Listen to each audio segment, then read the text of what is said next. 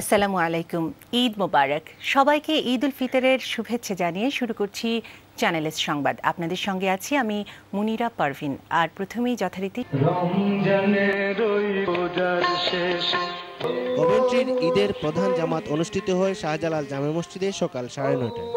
এছাড়া জালালাবাদ জামে মসজিদে দুটি ঈদের জামাত অনুষ্ঠিত হয়।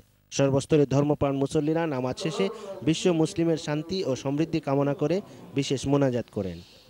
দীর্ঘ এক মাসের সিয়াম সাধনার পর ঈদের আনন্দে সবাইকে কুলাকুলির মাধ্যমে কুশল বিনিময় করতে দেখা যায়। কভেন্ট্রির সকল ধর্মপ্রাণ মুসলমান চ্যানেল এস এর মাধ্যমে ব্রিটেন ও ইউরোপ প্রবাসী সকল দর্শক শ্রোতাকে জানিয়েছেন ঈদ মোবারক।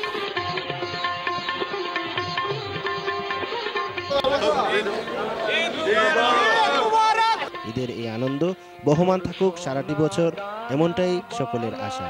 নোমান রাজা, channel S news, Coventry, West Midland.